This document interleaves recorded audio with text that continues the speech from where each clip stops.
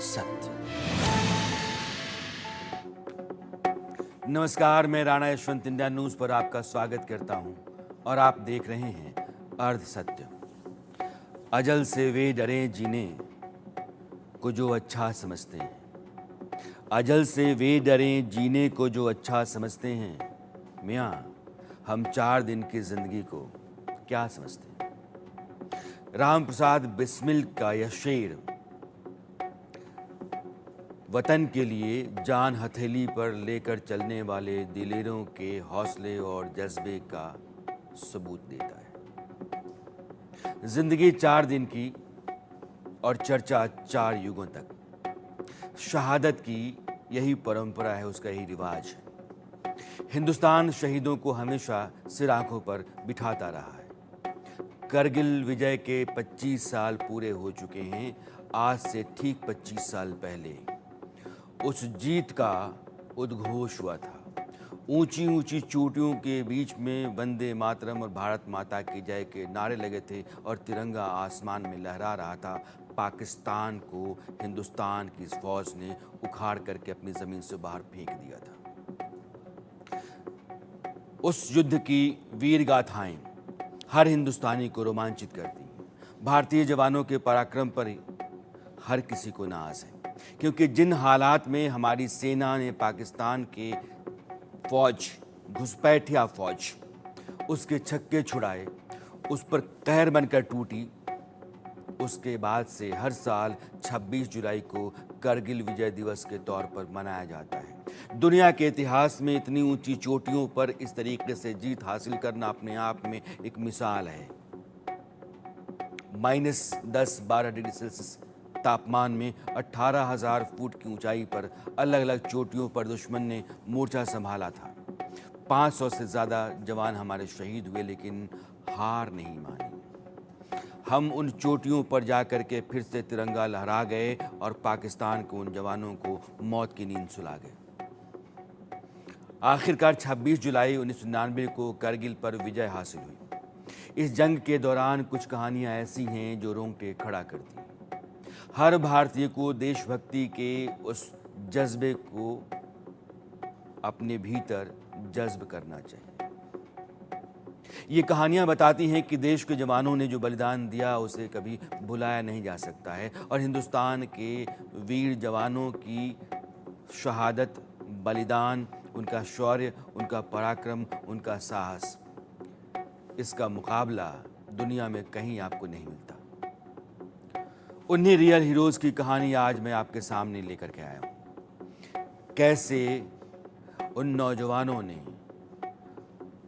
उन सर्द इलाकों में अपने लहू में उबाल ला करके दुश्मन के गले को, गिरेबान को पकड़ करके उसको खत्म कर दिया। करगिल में जीत का परचम हिंदुस्तान ने लहराया। युद्ध में जिन बहादुर जवानों ने अपना सर्वोच्च बलिदान दिया, उनमें से एक थे कैप्टन मनोज पांडे। आज बारी बारी से कुछ रणबांकुरों की कहानी मैं आपको सुनाना चाहता हूं, क्योंकि आपको अंदाजा होगा कि काली गहरी रातों में, सर्द रातों में, जब खून जम जाए, पथरीली चोटियों पर रेंग करके चलना, अपने खून में उबाल पैदा करके रखना, सीने में आग धधकती हुई रखना और दुश्मन को नस्तनाबूद करके वहां परचम लहराना, कितना मुश्किल काम है, असंभव सा है, लेकिन हिंदुस्तान के उन रणबांकुरों ने संभव किया। भारतीय सैनिक सियाचिन की पहाड़ियों पर अपनी 3 महीने की ड्यूटी पूरी कर पुणे में पीस पोस्टिंग पर जाने का इंतजार कर रहे थे। तभी अचानक युद्ध शुरू होने की खबर मिली और सैनिकों से कहा गया कि वे पुणे ना जाकर के करगिल की ओर लौटें। करगिल युद्ध भारत के लिए बेहद चुनौती वाली लड़ाई। सभी सैनिकों की जो आधिकारिक छुट्टियां थीं वो रद्द कर दी गई। महज 24 साल के कैप्टन मनोज पांडे को ऑपरेशन विजय के दौरान जोबा टॉप, जो एकदम आगे के इलाके में, अलग के सेक्टर में, बटालिक सेक्टर, खालूबार, जोबार, उस पर कब्जा करने की जिम्मेदारी दी गई। हाड़ कंपाने वाली ठंड और थका देने वाले उस युद्ध के बावजूद जब रात भर गोलियां चलती थी, गोले चलते थे, उसमें भी हौसला जिंदा। कैप्टन मनोज कुमार पांडे की हिम्मत ने जवाब नहीं दिया। उस नौजवान ने ठंड में अपनी टुकड़ी, जो खालूबार चोटी को दुश्मनों से आजाद करवाने के लिए लेकर के चले थे, उसके साथ ऑपरेशन में लग गए। खालूबार रिज है, एक ऐसा इलाका है जो नंगा है, पथरीला है, दुश्मन ऊपर है, वहां से सब कुछ जितने मूवमेंट से वो देख सकता है, उसकी नजर सब जगह है, वो अलर्ट है और गोला बारूद के साथ तैयार है। नीचे से ऊपर जाना है। खालूबार रिज वह लाइन क्षेत्र था जहां पाकिस्तानियों ने घुसपैठ करके मजबूत पोजीशन में ला ली थी। आप यूं समझिए कि पूरे इलाके में 134 किलोमीटर के बेल्ट में खालूबार एक ऐसी जगह थी जहां से कम्युनिकेशन हब था पाकिस्तानियों का। अगर खालूबार को हम जीत लेते हैं तो बहुत हद तक उनके कम्युनिकेशन सिस्टम को तोड़ा जा सकता है। मनोज पांडे के दिमाग में यह बात थी। बटालियन 1 GR को इस इलाके को घुसपैठियों से साफ कराने का जिम्मा सौंपा गया था और कैप्टन मनोज पांडे इस बटालियन के नंबर 5 प्लाटून कमांडर थे। उनके पलटन का मिशन दुश्मनों के ठिकाने को खत्म करना था ताकि उनकी बटालियन खालूबार की ओर आसानी से बढ़ सके। 2 और 3 जुलाई 1999 दरमियानी रात कैप्टन मनोज कुमार खालूबार के रास्ते 19,700 फीट की ऊंचाई पर पहलवान चौकी उसके लिए रवाना हुई। कैप्टन मनोज पांडे की टीम जैसे ही हमला करने आगे बढ़ी, तभी पहाड़ की दोनों तरफ से दुश्मनों ने ऊंचाइयों का फायदा उठा करके गोलाबारी शुरू कर दी। दुश्मन की भारी गोलाबारी के बीच मनोज पांडे बिल्कुल भी नहीं विचलित हुए, डरे नहीं और अपनी पूरी बटालियन को एक सुरक्षित जगह पर ला करके खड़ा कर दिया। कैप्टन मनोज पांडे ने दिलेरी के साथ दुश्मन के 2 बंकरों को साफ कर उस पर कब्जा किया। तीसरे बंकर को दुश्मनों से साफ कराने के दौरान गोलियां उनके कंधे और पैरों में लगी। अपनी गंभीर चोटों की परवाह किए बगैर मनोज पांडे बहादुरी से दुश्मनों का सामना करते रहे, लेकिन हार नहीं मानी। 24 साल के हिंदुस्तान के उस नौजवान ने उस उम्र में शहादत हासिल की उस खालूबार की चोटी पर। कैप्टन मनोज कुमार पांडे ने सर्वोच्च बलिदान दिया हिंदुस्तान के लिए और उस कैप्चर ने लड़ाई में, करगिल के युद्ध में दिशा ही बदल दी। जो कामयाबी मनोज कुमार पांडे ने हासिल की थी, उसने हिंदुस्तान की फौज और पूरे हमले को एक नई ताकत दी, नया हौसला दिया। क्या वक्त रहा तब और हम बैठ रहे हैं, पिताजी जी मेरे तब रहा मौजूद, हमारे पिताजी रहते। तो इंचार्ज कमलापुर के थानेदार आवा और अपनी टोपी उतार के हाँ गार्डन पर रख दी। तो हाँ जी खड़ा हुआ, कही चाचा आप लोग बहुत धन्य हो, आप चार बेटा पर जो है तो सही अमर शहीद हो गया है।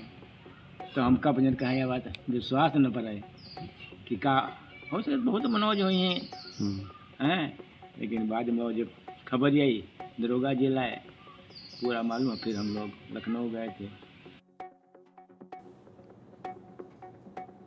अब मैं करगिल के इलाके में मनोज कुमार पांडे खालूबार की चोटी पर जहां जाकर के उन्होंने विजय हासिल की थी, वो कहां चोटी थी इसको मैं आपको दिखाना चाहता हूं। 18,000 फीट की ऊंचाई पर आप देखिए, ये पूरा इलाका जो है ना करगिल का है। इसमें कई सेक्टर्स हैं, मशको का सेक्टर है, द्रास है, कास्कर है और बटालिक है। बटालिक में ही खालूबार है और 18,000 फीट की ऊंचाई। आप समझिए कि वहां ऑक्सीजन की कमी होती है, तापमान -12-14 होता है और अंधेरी रात में उजाला से पहले दुश्मन को गच्चा देते हुए, जबकि वो पूरी तैयारी के साथ बैठा हुआ है और 24 घंटे उसकी नज़र घूमती रह रही है कि हिंदुस्तान की फौज कहाँ से आ रही है, उसका जवान कहाँ से आ रहा है, उस पर निशाना साध हो।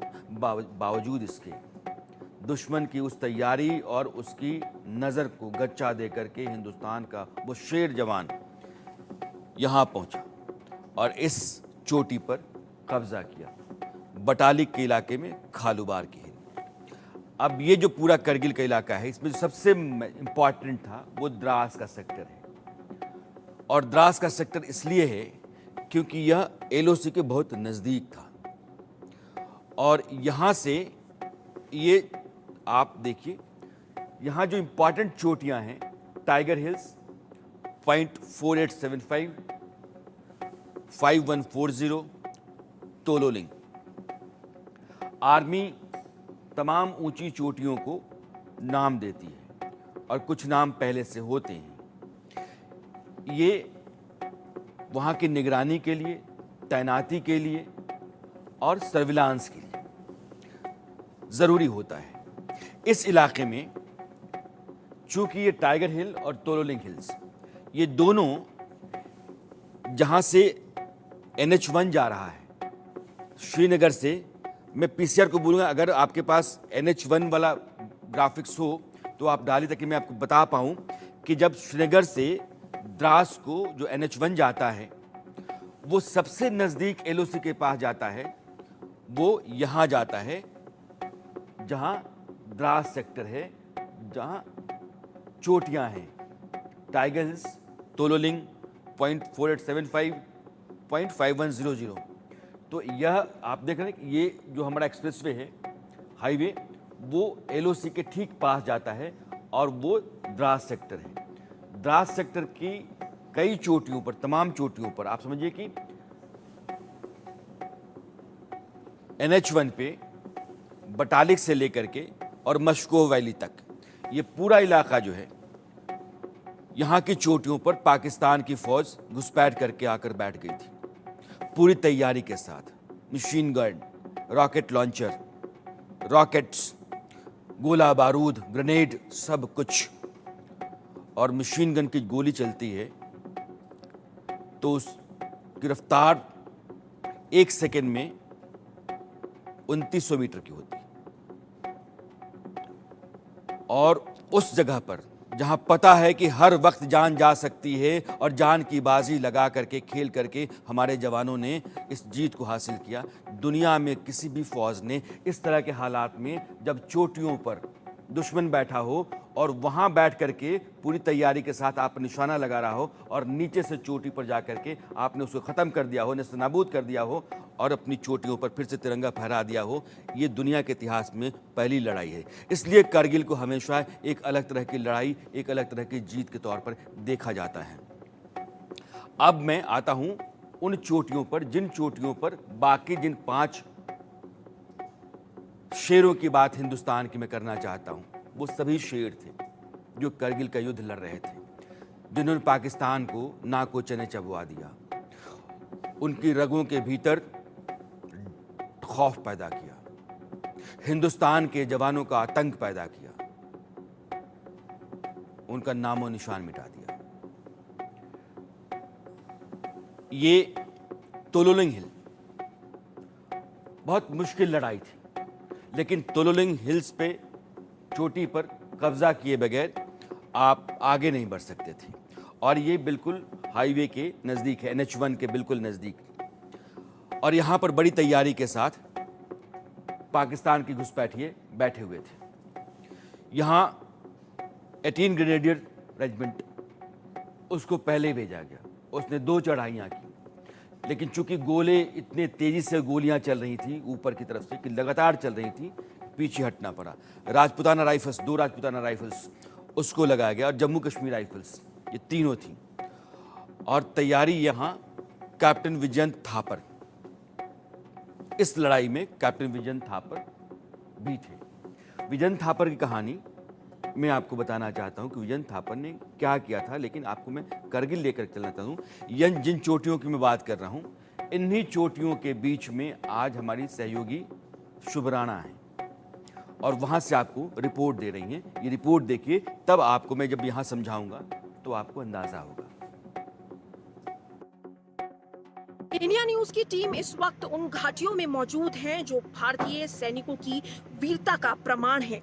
उन चोटियों में जो जो गूंज गूंज के भारतीय सेना की वीर गाथा बताती है। देखिए, कारगिल विजय दिवस को 25 साल हो गए हैं और 26 जुलाई 1999 वो दिन जो भारत से ज्यादा पाकिस्तान को याद रहेगा, क्योंकि इसी दिन भारतीय सेना ने फिर से अपनी कारगिल की चोटियों पर परचम लहराया था, भारत माँ का वो झंडा लहराया था जिस पर पाकिस्तान सैनिकों ने घुसपैठ की थी। देखिए, ये जो मेरे पीछे आप तस्वीरों में देख पाएंगे, ये असल में लियाचिन व्यू पॉइंट है और यहाँ से ठीक पीछे पूरा व्यू, पूरा जो कारगिल बैटल का सिनारियो है वो आपको नजर आएगा। देखिए, ये जो पीछे कोनिकल सी माउंटेन आपको मेरे पीछे नजर आएगी, जिस पर हल्की हल्की बर्फ भी पड़ी हुई है, वो टाइगर हिल्स है।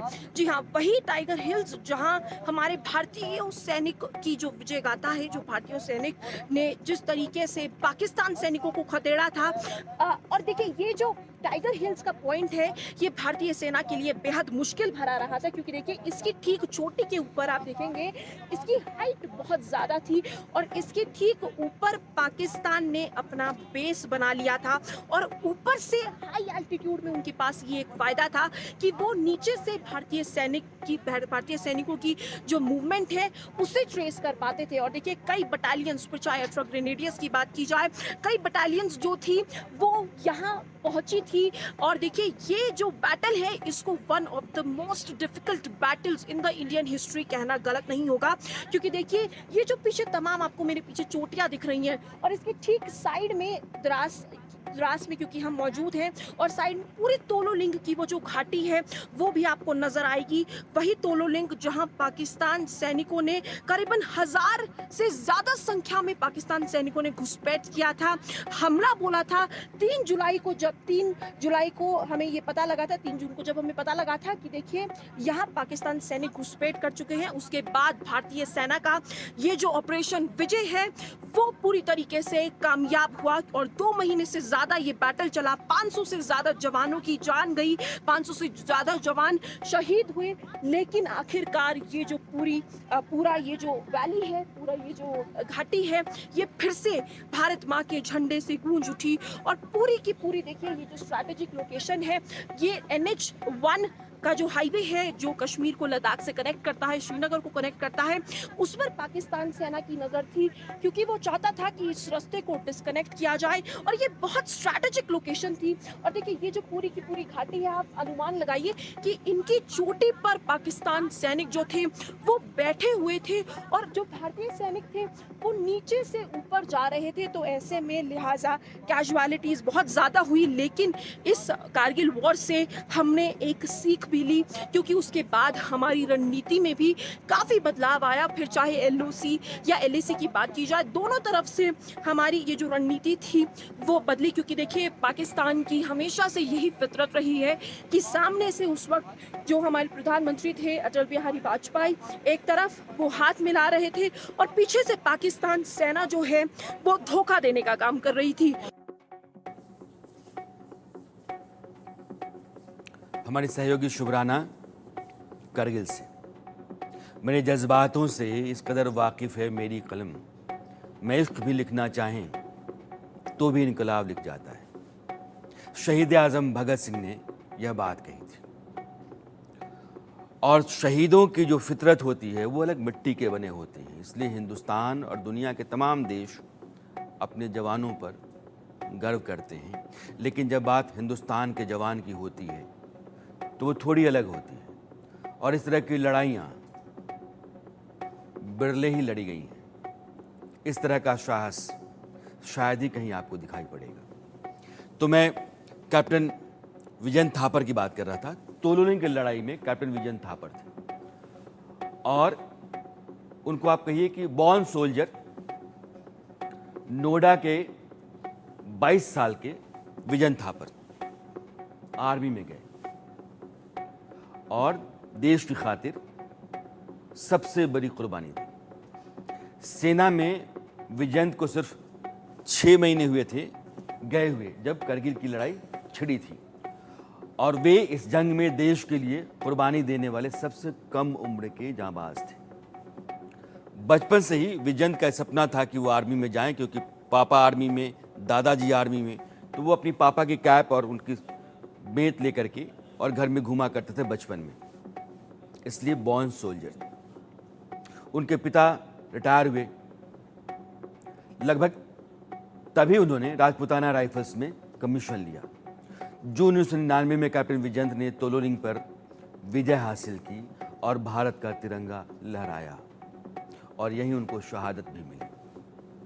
करगिल पर विजय हासिल करने के बाद कैप्टन थापर के सामने दूसरी चुनौती तब आई जब पाकिस्तानी फौज ने पिंपल्स और नौल पर कब्जा कर लिया। इसके बाद उन्हें नोल एंड लोन हिल पर 3 पिंपल से पाकिस्तानियों को खदेड़ने की जिम्मेदारी दी गई। ये यहीं के आसपास की छोटी छोटी चोटियां होती हैं। चूंकि आप तोलोलिंग पर कब्जा कर चुके हो, आसपास की चोटियां हैं, उनको खाली कराओ, खत्म करो जो वहां हैं उनको। चांदनी रात में पूरी तरह से दुश्मन की फायरिंग रेंज में होने के बावजूद विजयंत आगे बढ़े। हम 3 पिंपल्स जीत गए, लेकिन इस अभियान में हमने विजयंत को खो दिया। उन्हें शहादत मिली। मरणोपरांत वीर चक्र से सम्मानित किया गया कैप्टन विजयंत थापर को। शहादत से पहले 13 जून 1999 को तोलोलिंग की पहाड़ियों पर जीत का झंडा फहराने के बाद, जो पहाड़ियां आप देख रहे हैं, महत्वपूर्ण जीत करगिल की जंग के दौरान भारत के हक में एक निर्णायक लड़ाई साबित हुई और वो यही तोलोलिंग की जीत थी और फिर आगे की उनकी जीत। अब बात करेंगे कैप्टन विक्रम बत्रा की। इससे पहले कैप्टन विजयंत थापर के पिता क्या कहते हैं, ये मैं आपको सुनाना चाहता हूं।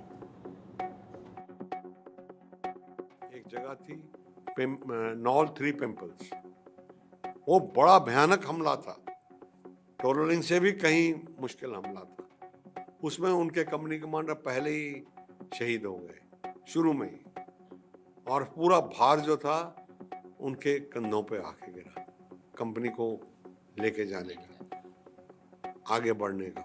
लेकिन उन्होंने घबराए नहीं। मात्र 6 महीने की तो उनकी सर्विस थी, 22 साल की उम्र थी। ये इतनी बड़ी जिम्मेवारी जो उनके कंधे पे आगे गिर गई कि वो कैसे, तो वो उन्होंने अच्छी तरह लीड किया। और मेजर साहब जो पहले ही शहीद हो गए थे, उनकी जगह पे उन्होंने ले ली, बिना कोई ऐसी ट्रेनिंग। काफ़ी ट्रेनिंग होती है, में 125 आदमी आपके नीचे, 130 आदमी होते हैं, उनके लिए आप जिम्मेवार होते हो। बड़ा भारी एक बोझा होता है। उन्होंने लीड किया, बड़ी बहादुरी से लीड किया। मुझे इस बात पर बहुत गर्व है कि उन्होंने जो कारनामा वहाँ दिखाया। मैं गया हूँ वहाँ पे, हर साल जाता था मैं वहाँ पे, और वो वहाँ पे शत्रु जो था सिर्फ 15 मीटर दूर रह गया था। पाकिस्तानी उस साइड पे, हमारे इस साइड पे विजयंत और 2 सिपाही, क्योंकि मैंने बताया जगह बहुत नैरो थी जाने के लिए, और वो आपस में उनकी गोलियां और उनकी गालियां साथ साथ चल रही थी। तो वहां से वो चिल्लाए, वो काफिरो तुम क्या लड़ोगे, भाग जाओ।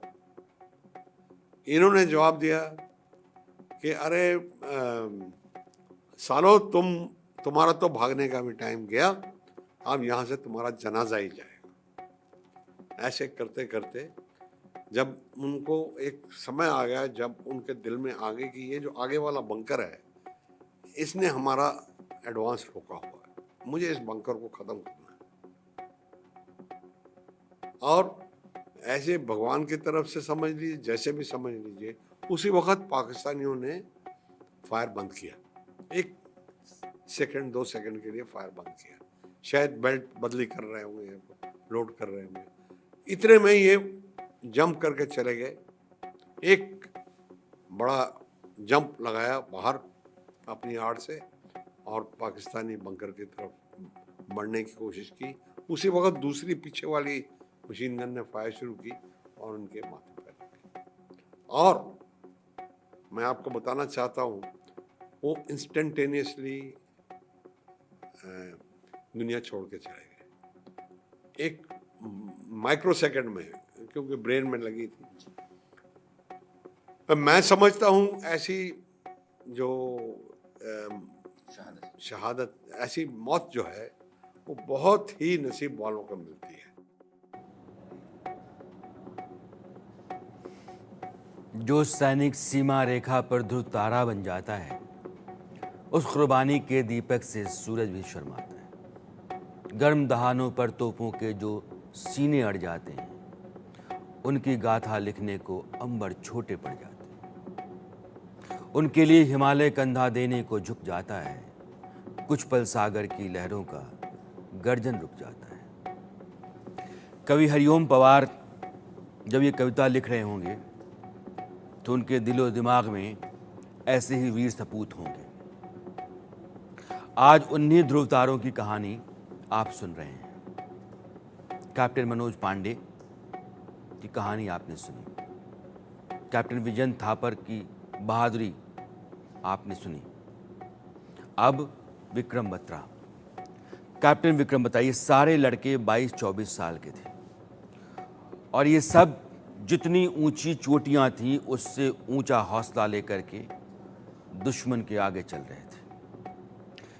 एक ही मकसद था, खत्म करना है। अपनी मां को हर हाल में दुश्मनों से खाली कराना है और अपना तिरंगा लहराना है। भारत माता का अमर लाल कैप्टन विक्रम बत्रा, कारगिल के शेर की कहानियों का रंग कभी फीका नहीं पड़ेगा और ना ही इन कहानियों का शौर्य कभी मिट सकता है। कारगिल युद्ध में अदम्य साहस वाला ये शूरवीर पाकिस्तान की नापाक फौज पर काल बनकर के टूटा था।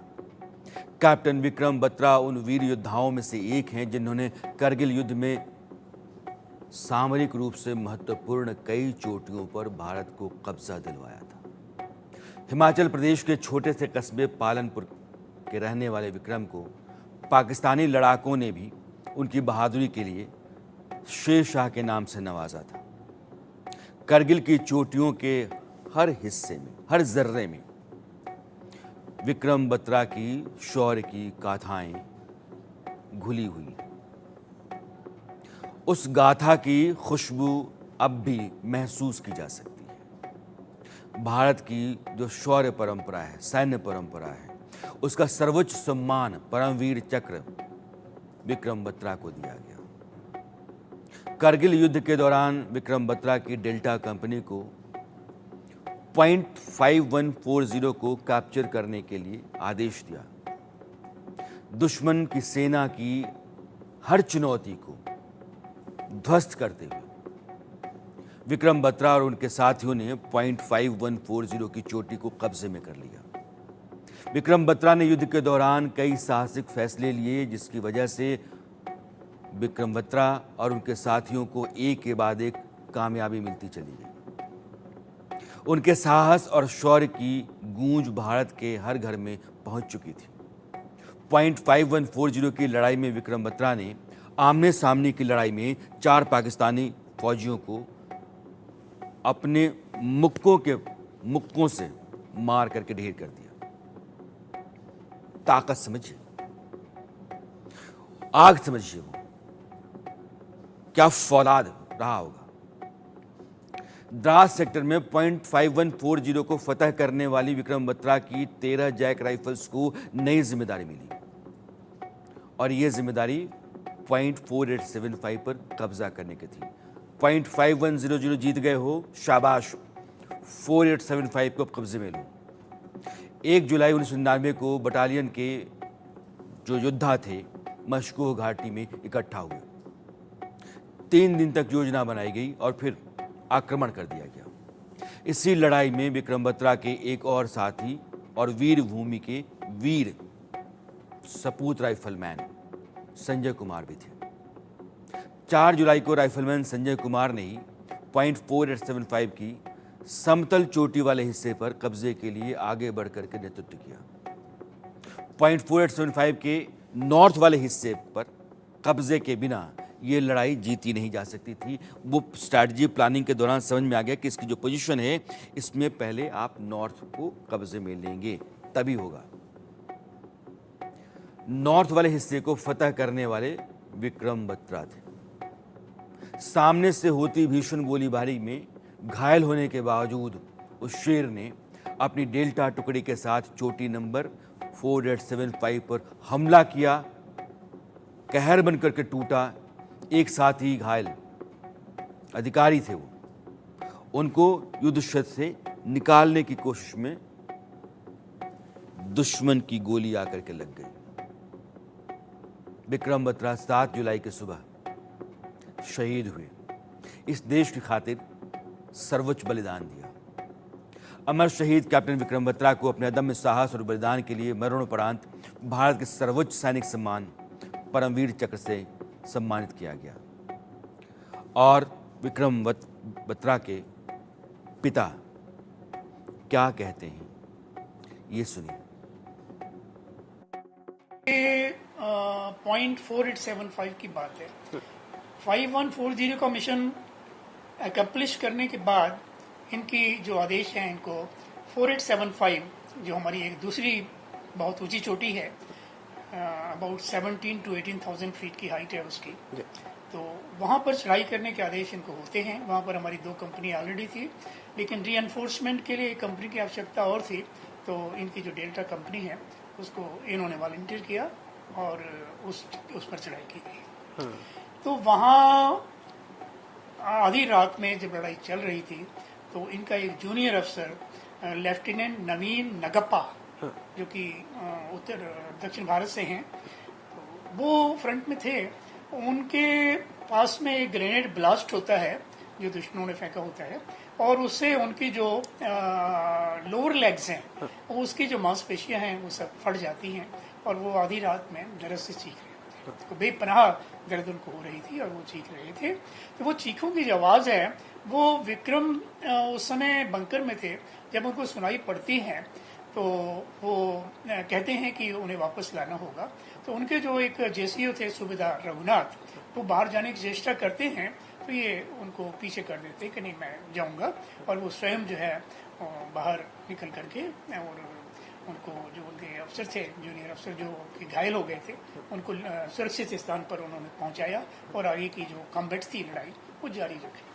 और वहाँ उस समय उन्होंने 5 लोगों को अकेले ही उन्होंने 5 लोगों को मारा, और अंत में वो कोई पाकिस्तानी सैनिक जो छिपा हुआ था किसी चट्टान की ओट में, वो इनको टारगेट करता है, जो गोली इनकी छाती में लगती है, तो वहाँ पर ये वीरगति प्राप्त करते हैं। हमारे साथ बातचीत करने के लिए विशाल बत्रा जी मौजूद हैं, जो विक्रम बत्रा के भाई हैं। स्वर हूबहू उनके जैसे दिखते हैं। उनकी इंटरव्यूज देखते होंगे, उनका बड़ा फेमस डायलॉग था, ये दिल मांगे मोर। अब दोनों भाई फिल्मी थे। ये जो शौर्य है, ये जो गर्व है, ये कहाँ से आया? देखिए, फिल्मी तो नहीं है, पहले मैं ये बोलना चाहूँगा। हम दोनों बहुत ही एक्टिव होते थे स्पोर्ट्स पे, राइट, और शुरू से एक जज्बा था कि हर कदम लेना है ज़िंदगी के लिए, क्योंकि एक बहुत छोटे टाउन से बिलोंग करते थे, और हमेशा हमारी मम्मा कहा करती थी इतिहास लिखना पड़ता है, अगर इतिहास बदलना है तो इतिहास लिखना पड़ेगा, और मुझे लगता है, मैं देखता हूँ तो शायद विक्रम ने इतिहास लिख दिया।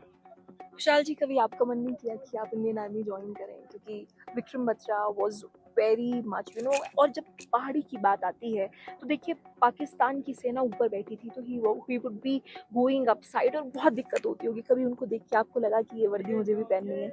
तो पहले तो मैं ये स्पष्ट करना चाहूँगा कि हम दोनों ही फौजी बनना चाहते थे, ये हमारा निटेड ड्रीम था, पर वो कहते हैं ना, ये तो डेस्टिनी होती है कि फौज शायद मेरी किस्मत में नहीं था, या किस फौज की किस्मत में नहीं था, मैं उस तरीके से भी देख सकता हूँ उसको, क्योंकि हम दोनों ने अपना फर्स्ट एसएसबी इकट्ठे दिया था, और मैं 3 times I am not recommended by the service selection board.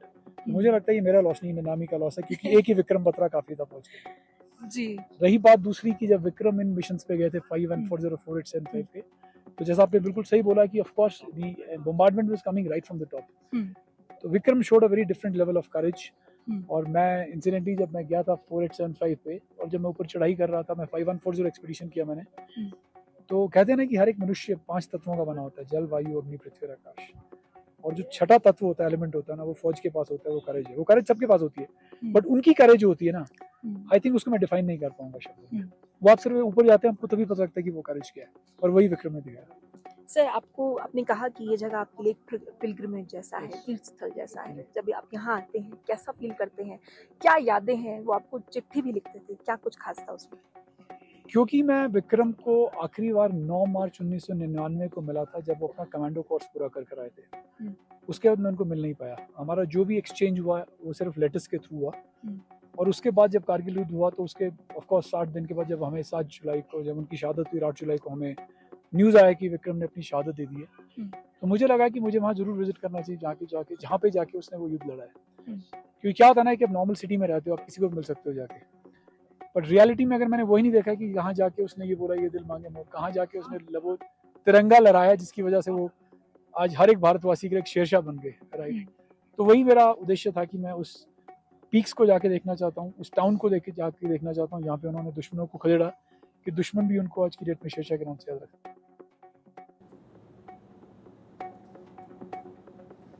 शहीद के परिवार के हर सदस्य का सीना पूरा हिंदुस्तान होता है और माथा आसमान होता है। गजब का गर्व नजर आता है। आज हरिओम पवार साहब मुझे बार बार याद आ रहे हैं। एक कविता है उनकी, अलबत्ता गीत कहूँगा। गीली मेहंदी रोई होगी छुपकर घर के कोने में, ताज़ा काजल छूटा होगा चुपके रोने में। जब बेटे की अर्थी आई होगी, सूने आंगन में शायद दूध उतर आया होगा बूढ़ी माँ के दामन में। मैं ये इसलिए आपको सुना रहा हूँ क्योंकि अब जिस शेर दिल और हिंदुस्तान के रणवीर की बात मैं करने जा रहा हूँ वो हैं कैप्टन अनुज नायर। अनुज नायर वो हमारे हीरो हैं। जब करगिल में उनको जाना था, युद्ध लड़ना था, तो सगाई की अंगूठी थी, शादी होनी थी। उन्हें लगा कि ये किसी और का जिम्मा लेकर मैं चल रहा हूँ। उन्होंने अपने एक ऑफिसर को अपनी अंगूठी दे दी और कहा कि सर, अगर मैं लौट करके नहीं आया तो मेरी मंगेतर को ये लौटा दीजिएगा। और फिर वो वॉर के लिए गए। .4875 ये वही जगह है जहां कैप्टन विक्रम बत्रा भी थे। जाट रेजिमेंट भारतीय सेना की लंबे समय से बेहतरीन ब्रिगेड है। पूरी रेजिमेंट 6 जुलाई 1999 को 17वीं जाट रेजिमेंट की टीम ने मोर्चा संभाला। करगिल की .4875 चोटी पर दुश्मन का कब्जा था। अपनी जमीन को वापस लेने की जिम्मेदारी इसी 17 जाट रेजिमेंट को मिली और इसी में थे कैप्टन अनुज नायर। वे कुछ दिन पहले ही लेफ्टिनेंट से प्रमोट होकर के कैप्टन बने थे। ऊंचाई पर बैठा दुश्मन हमारे जवानों पर सीधा अटैक कर रहा था लगातार, क्योंकि उसको नजर सारी चीज आती थी, हर मूवमेंट उसको पता चल रही थी। इसलिए 24 घंटे हमारे हर जवान के लिए खतरा था, लेकिन मिशन बढ़ना था, अपनी चोटियों पर दोबारा बैठना था।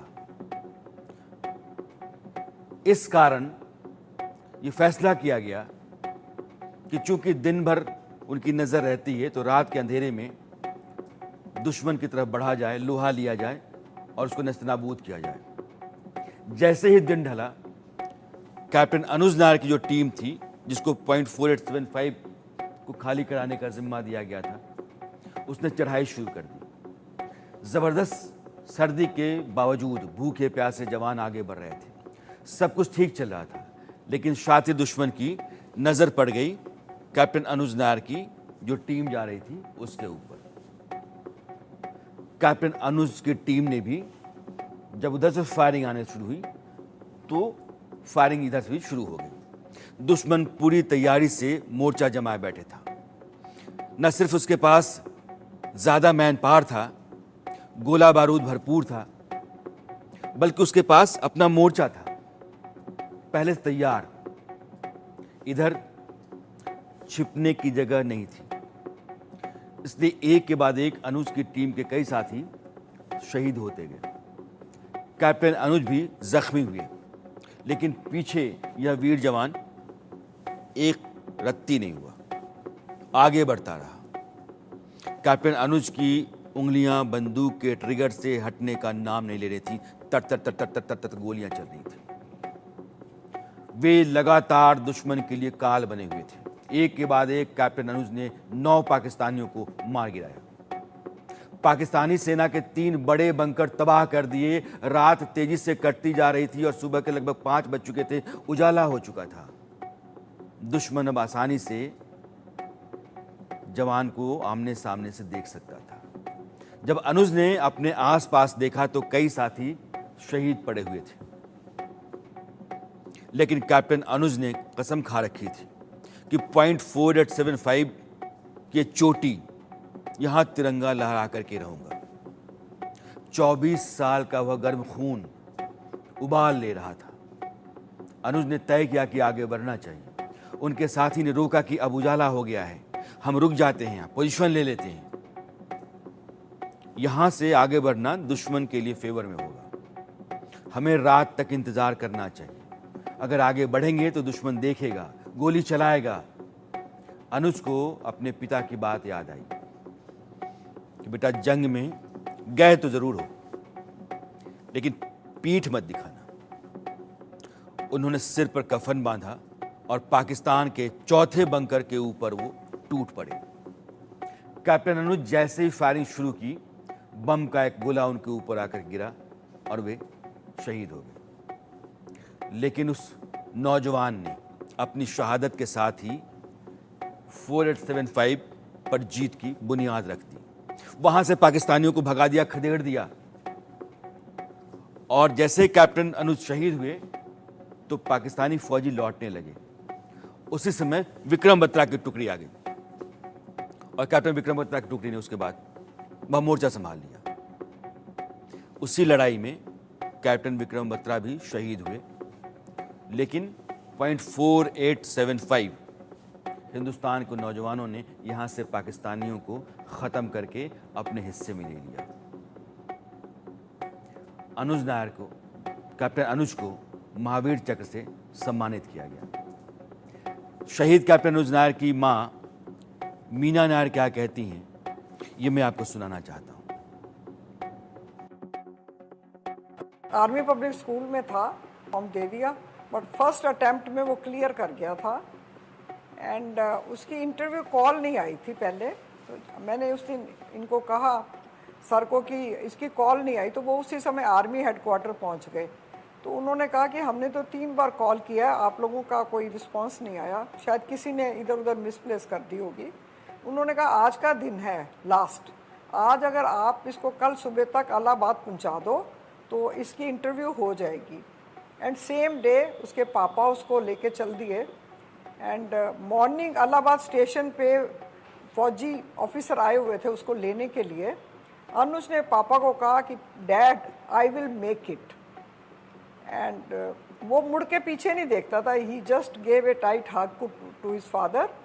एंड आफ्टर दैट उसके पापा उसी स्टेयर में बैठ गए रेलवे स्टेशन पे। तो उनको ये लगा कि मैंने अपने बेटे को डेस्टिनी को दे दिया है। ये एक चीज़ उनको तब लगी जब अनुज की शहादत हो गई, तो उनको लगता कि शायद मैंने उसी दिन ही अनुज को देश को दे दिया था। एंड अनुज की सर कुछ इच्छाएं थी, वो कहता था कि मैं जो भी जिन्होंने भी हमारे इनोसेंट इंडियन को मारा है, मैं एक एक से बदला लेना चाहता हूँ। I will keep breathing till the मैं आखिरी दुश्मन को ख़त्म ना कर लूँ। सियाचिन में पोस्टिंग मांग रहा था, अपने आप को टेस्ट करना चाहता था, पर सियाचिन की पोस्टिंग उसे नहीं मिली। बट अदरवाइज उसको अपने आप को टेस्ट भी करना था और उसको वॉर मिल गई। पर उसने जो करना था अपना कर दिया। तो उसमें ऐसा भेजने का तो कुछ नहीं था। आप देखिए मदर के लिए तो बहुत पेन की चीज़ है। सब लोग मेरे को पूछते हैं कि आपको पेन है, प्राउड है। आई ऑलवेज से proud is there of course, but जो पेन है वो मेरी पेन जो है वो प्राउड से कहीं ऊपर चली जाती है। आज भी किसी ने पूछा था 25 ईयर्स आपके कैसे, मैंने कहा मेरे लिए 25 ईयर्स नहीं है, मैं अभी भी 99 और 25 मेरे में कोई फ़र्क नहीं है। बेटा खोना एक कुछ अलग ही बात है, पर देखिए देश को दिया है, देश उसको सलाम करता है।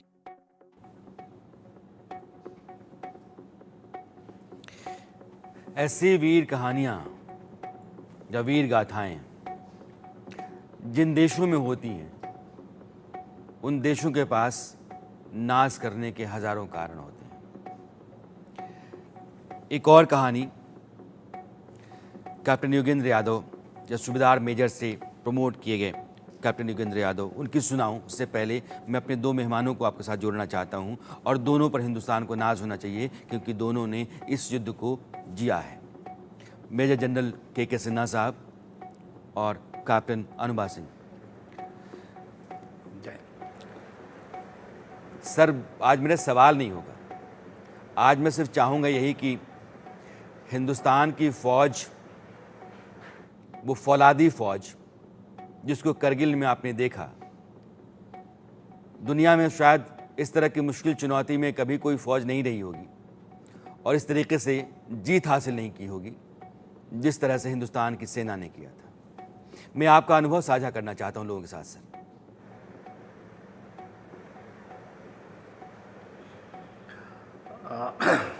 राणा साहब, जय हिंद। देशवासियों को जय हिंद।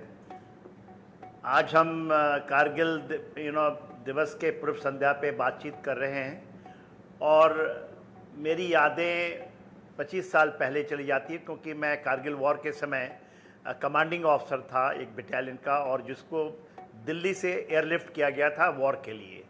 और हम 5 मई से लेकर लास्ट तक, उसके बाद 1.5 साल और हमने उन कारगिल की हाइटों में और बहुत सारे अटैक्स डाले, बहुत सारे जवानों को खोया, ऑफिसरें खोई, बहुतों की अवार्ड मिली।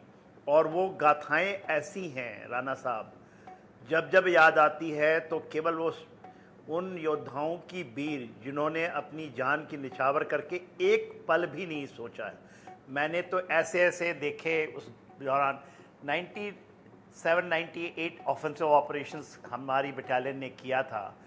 एक एक जवान, और ख़ास करके यंग, जो आपने अभी अरुण नायर के बारे में, विक्रम बत्रा के बारे में, योगेंद्र यादव के बारे में जो आपने एक छोटी सी झलक दी, ऐसी गाथाएं इतनी हैं राणा साहब जी बिल्कुल, कि आपके सेना, क्या पूरे देश की सेना 1.4 जो करोड़ लोग हैं, यदि सुनेंगे तो आपके ये एक ऐसी चीज़ धरोहर मिली है, उन्होंने दी है अपने रक्त से, अपने जान की बलिदानी से, कि आने वाले समय में ये आपके देश के लिए एक ऐसा बड़ा, मैं तो वरदान मांगता हूँ, इतनी बड़ी प्रसाद है जो इसको खा करके मैं भी अभी तक और अपने सांस के आखिरी दम तक, और मैं ये आपको यकीन दिलाता हूँ, भारतीय सेना की ये जो गाथाएं हैं ये एक ऊर्जा का काम करती हैं, और वो वही चीज़ों से हमारी रेजिमेंटेशन बनती है, उसी वजह से हमें अपने काम को पूरा करने का, चाहे हमारी जान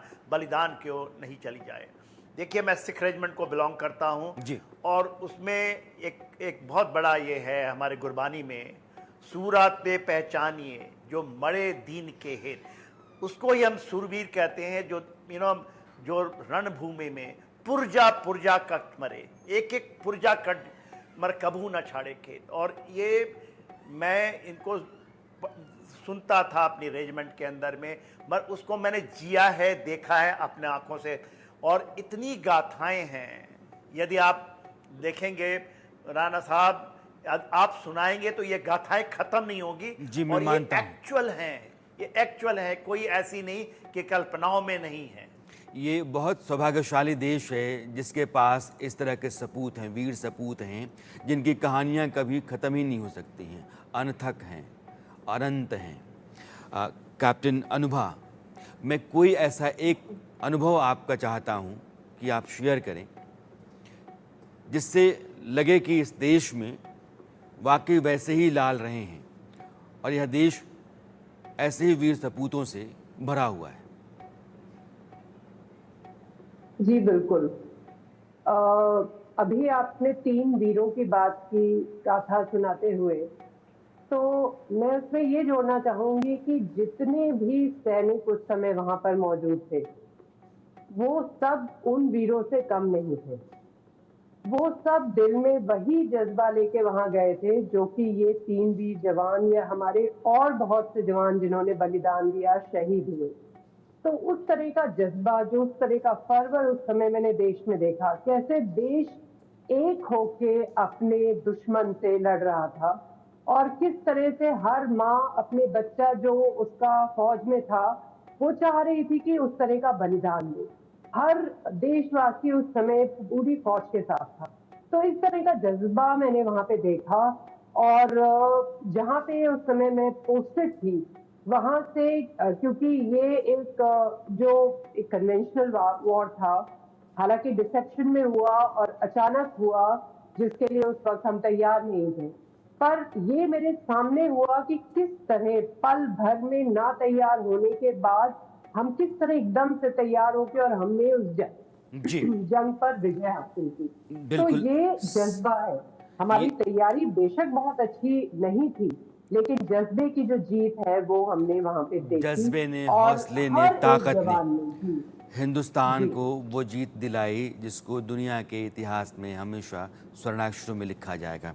आप दोनों मेहमानों का बहुत बहुत शुक्रिया। जनरल साहब आपका बहुत बहुत शुक्रिया। कैप्टन अनुभा आपका भी। मैं चूँकि मेरे पास थोड़ा सा वक्त है और योगेंद्र यादव, उनके बगैर, परमवीर चक्र योगेंद्र यादव के बगैर ये बात या आज का एपिसोड पूरा नहीं हो सकता है, इसलिए यह भी सुनना बहुत ज़रूरी है। 5 जुलाई को 18 ग्रेनेडियर के 25 सैनिकों की टुकड़ी आगे बढ़ रही थी। पाकिस्तानियों ने उन पर ज़बरदस्त गोलीबारी की। 5 घंटे तक लगातार गोलियां चलती रहीं। 18 भारतीय सैनिकों को पीछे हटने के लिए मजबूर होना पड़ा। अब वहां सिर्फ 7 भारतीय सैनिक बचे थे। 11:30 बजे करीब 10 पाकिस्तानी ये देखने नीचे आए कि भारतीय सैनिक जिंदा बचे हैं नहीं। हर भारतीय सैनिक के पास सिर्फ 45 राउंड गोलियां बची थी। उन्होंने उन्हें पास आने दिया। उन लोगों ने क्रीम कलर के पठानी सूट पहन रखे थे और जैसे ही वो उनके पास आए, 7 भारतीय फौजी अपनी बंदूकें खोल दी। उनमें से एक थे बुलंदशहर के रहने वाले 19 साल के, उस समय के 19 साल के ग्रेनेडियर योगेंद्र सिंह यादव। वे याद करते हैं कि हमने पाकिस्तानियों पर बहुत पास से गोली चलाई और उनमें से 8 को नीचे गिरा दिया, ख़त्म कर दिया, लेकिन 2 भागने में कामयाब हो गए। उन्होंने ऊपर जाकर के अपने साथियों को बताया कि नीचे हम सिर्फ 7 हैं। थोड़ी देर में 35 पाकिस्तानियों ने हम पर हमला कर दिया और हमें चारों तरफ से घेर लिया गया। मेरे सभी साथी, योगेंद्र यादव कह रहे हैं, 6 जो बचे थे मारे गए। मैं भारतीय और पाकिस्तानी सैनिकों की लाशों के बीच में पड़ा हुआ था। उनको लगा कि मैं भी शायद मर गया हूँ, इसलिए वे लाशों पर भी गोलियां चला रहे थे। मैं अपनी आंखें बंद करके मरने का इंतज़ार करने लगा। मेरे पैर, बाँह और शरीर के दूसरे हिस्सों में लगभग 15 गोलियां लगी थी, लेकिन मैं अभी तक जिंदा बचा था। इसके बाद जो हुआ वो किसी फिल्म से कम नहीं, यह करिश्मा। पाकिस्तानी सैनिकों ने हमारे सारे हथियार उठा लिए, लेकिन वो मेरी जेब में रखे ग्रेनेड को नहीं ढूंढ पाए। मैं अपनी सारी ताकत जुटाकर अपने ग्रेनेड को निकाला, पिन हटाई और पाकिस्तानी सैनिक जा रहे थे उनके पीछे फेंका। वो ग्रेनेड एक पाकिस्तानी सैनिक के हेलमेट पर गिरा, उसके चीथड़े उड़ गए। मैंने एक पाकिस्तानी सैनिक की लाश के पास पड़ी हुई जो पीका राइफल थी उसको उठा लिया और मैंने फायरिंग करके 5 पाकिस्तानी सैनिकों को मार दिया। इस तरीके से एक बड़ी जीत योगेंद्र यादव ने भी हासिल की थी टाइगर हिल्स की। अरसत में आज इतना ही, लेकिन हिंदुस्तान के उन सभी जाबाजों के नाम जो करगिल की लड़ाई में लड़े और हिंदुस्तान को एक बड़ी जीत दिला गए, हिंदुस्तान की तरफ से बहुत बड़ा सलाम। वो आधा हिस्सा जिसके